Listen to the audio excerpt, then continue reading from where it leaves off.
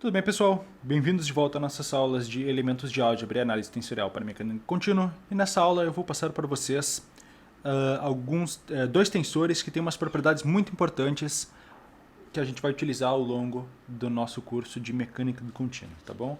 Então os tensores que eu vou passar para vocês são chamados de tensor de projeção esférica, que é o J, e o tensor de projeção desviadora, que é o nosso K. Então esses tensores se escrevem dessa forma que o J é 1/3 da identidade de segunda ordem, produto tensorial com a identidade de segunda ordem, e o nosso K, o tensor de projeção desviadora, é igual à nossa identidade de quarta ordem, que está escrita aqui embaixo, que a gente já viu nas aulas anteriores, menos o valor propriamente dito do K. Então por que esses tensores têm algumas propriedades que são tão interessantes para a gente? Pois bem, a gente vai determinar essas expressões aqui e com isso a gente vai conseguir entender a importância desses tensores, tá? O que acontece? Eu vou tentar fazer os cálculos de forma mais tensorial, partindo menos para índices, e espero que vocês acompanhem. Eu não vou escrever tudo inicialmente, porque inicialmente dá bastante trabalho, mas de forma tensorial vai ficar bem claro, eu espero, para vocês, tá bom? Então a primeira identidade que eu vou resolver é esse J vezes a identidade, ou 1 ou I, tanto faz, tá? De quarta ordem. Então como é que se escreve J? J é 1/3 do 1 vezes 1. E a identidade de quarta ordem eu vou deixar simplesmente ainda como sendo a identidade de quarta ordem. Por quê?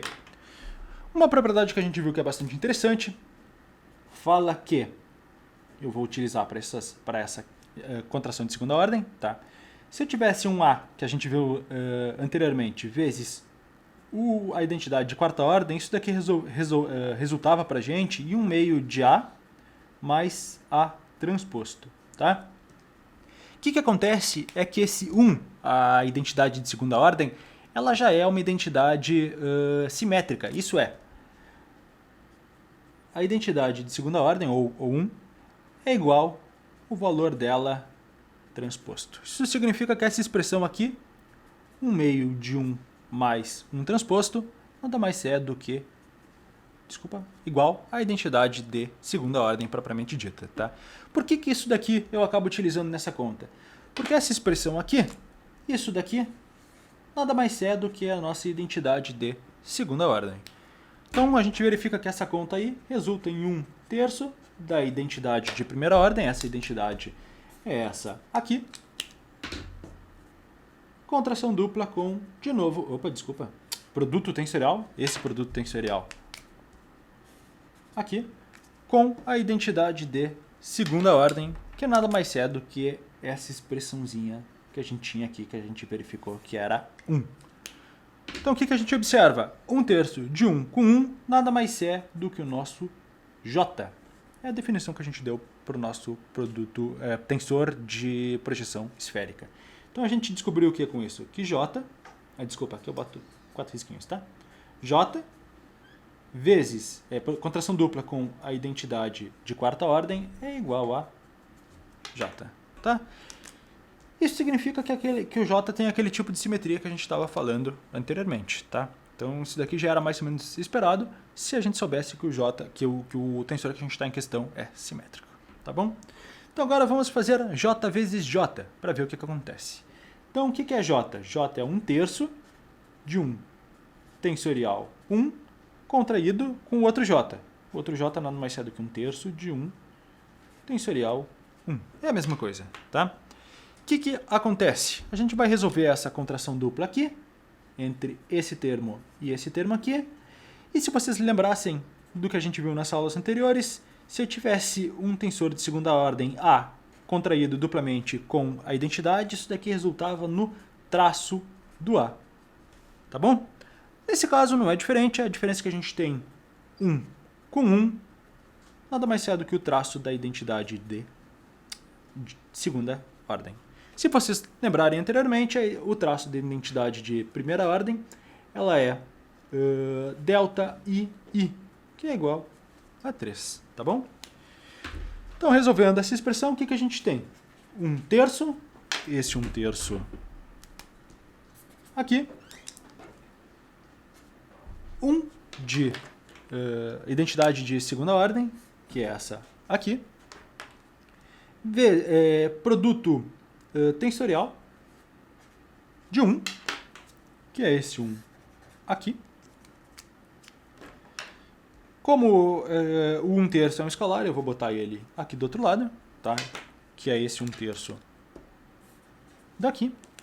E por fim, vezes 3, que é esse resultado da minha expressão em vermelha, que é 1, tá bom? 1 é igual a 3. Então, fazendo isso daqui, eu corto este com esse. Eu tenho 1/3 de identidade de segunda ordem, tensorial, identidade de segunda ordem. Olhando de novo a nossa definição, o que a gente tem? J vezes J, nada mais é do que o próprio J. Tá bom? Então isso daqui é uma propriedade que a gente tem, que é bastante importante, que a gente vai utilizar ao longo do nosso curso. Mas se a gente não acabou por aí, por enquanto eu só falei para vocês do J. O que a gente vai falar agora para vocês é um pouquinho a respeito das identidades com o K, tá bom?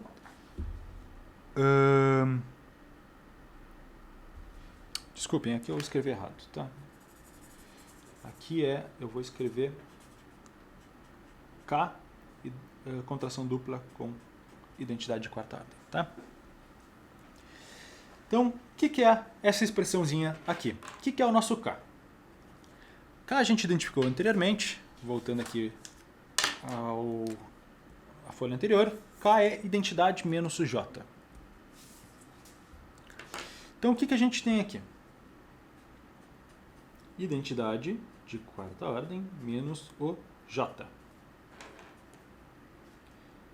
Com a identidade de quarta ordem. Eu estou escrevendo de vez em quando de vez em quando i, me perdoem, eu deveria escrever sempre a mesma coisa para ficar coerente, tá? Então, passando essa contração dupla para cada um dos nossos termos, para dentro da soma, ou no caso subtração, o que a gente vai ter? Esse K menos 1, ele vai ser igual a I, 1, 2, 3, 4, contraído duplamente com o próprio I, 1, 2, 3, 4, menos J vezes I. O que acontece? Isso daqui eu acabei não demonstrando para vocês, mas eu acho que vocês já conseguem imaginar que esse é exatamente igual a 1. E aquele J menos, vezes I, é esse aqui. O que a gente mostrou? Que ele é igual a J. Tá? Então, isso daqui é J. Tá bom? O que eu tenho nessa expressão? Nada mais é do que I menos J. Opa! E o que é I menos J pela definição que a gente vinha escrevendo? É exatamente igual a K. Então o que eu tenho daqui? Que K vezes identidade de primeira ordem é exatamente igual a K. O que também não é muita surpresa se a gente entender que o nosso tensor K ele é um tensor que existe uma certa simetria no espaço dos tensores do R4. Tá? Então, o que eu vou fazer para vocês agora? Eu acho que eu vou fazer essa aqui primeiro, porque nessa daqui... Bem, tanto faz, vou fazer essa aqui primeiro que é mais fácil.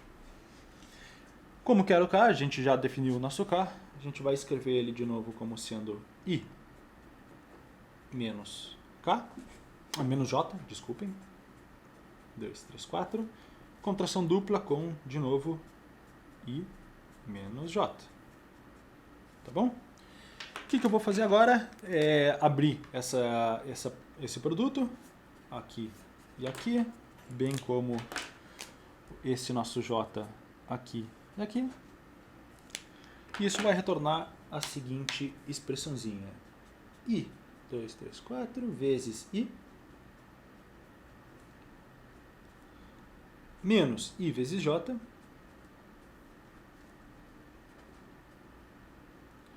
menos J contraído duplamente com I, mais J contraído duplamente com J. Tá? Das propriedades que a gente viu anteriormente, o que a gente sabe? Isso daqui é igual ao I, isso daqui é igual ao J, isso daqui é igual ao J, e esse daqui é igual ao J. O que acontece? Que esse aqui é menos, esse é mais, esse é menos e esse é mais, tá? Então o que eu faço? Tiro esse J com esse J e minha resposta final é I menos J. Então esse valor vale I, 1, 2, 3, 4, menos J, 1, 2, 3, 4. Qual é a definição do K? K, vou mostrar aqui de novo. K é igual a I menos J. Então esse resultado aqui, que é I menos J, é igual a K. Logo,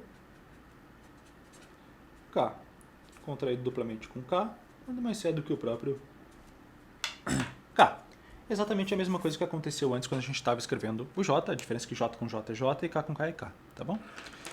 E a última propriedade que eu vou demonstrar aqui para vocês é o J com o K. Tá, esses dois tensores tão especiais, o que acontece se eu faço contração dupla de um com o outro? Então vamos lá. Eu não preciso necessariamente abrir o nosso J. Eu posso trabalhar só com o K, escrever o K com a definição dele, que é I menos J. Tá? Então eu tenho J contraído com definição do K, identidade de quarta ordem, menos o J. Se eu for botar o J aí para dentro da nossa subtração, o que a gente vai ter como resultado? J contraído duplamente com I, menos J contraído duplamente com J. O que a gente sabe dos exemplos que a gente fez agora há pouco? Isso daqui é igual a J e isso daqui é igual a J. Então, o resultado que eu vou ter é exatamente igual a J menos J, que é igual a zero. Tá bom? Isso daqui seria a priori um zero de quarta ordem, tá? Vou até riscar aqui embaixo para vocês entenderem. Então, J vezes K é igual a um tensor nulo de quarta ordem. Isso é, todas as componentes do tensor são exatamente igual a zero. Tá bom? Então essas daqui são 5 propriedades, 6 se contar com essa da identidade, que eu só mostrei para vocês, muito importantes que vão aparecer ao longo do desenvolvimento do nosso curso, principalmente quando a gente for mais para frente na parte voltada à elasticidade, não só na álgebra em si, mas sim na parte mais aplicada da nossa disciplina. Tá?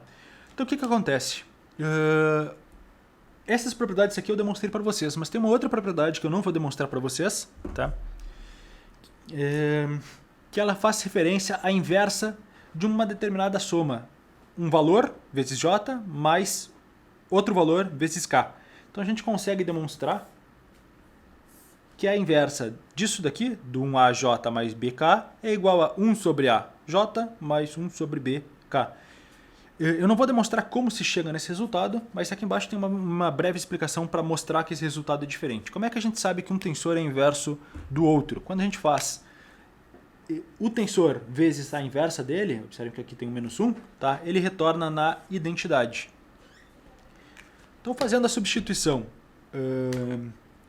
da inversa dele aqui, pela expressãozinha que eu coloquei aqui em cima, a gente tem isso daqui, tá?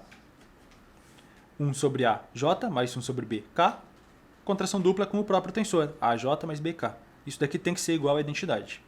Então, a priori, isso daqui ainda é uma dúvida pra gente. Resolvendo essas expressões, eu fico com 1 sobre AJ vezes AJ, nada mais é do que J com J, mais 1 sobre A vezes J vezes B sobre K, B sobre A, JK, mais 1 sobre BK vezes AJ, que é essa expressãozinha, e mais B sobre B, K vezes K. Então essa expressão aqui, como vocês podem ver, já está tudo escrito aqui. Isso daqui é J, isso daqui é 0, isso daqui é 0 e isso daqui é K. Então o que a gente tem? J mais K. E J mais K, pela nossa definição do K que a gente viu anteriormente, o que a gente tinha? K é igual a I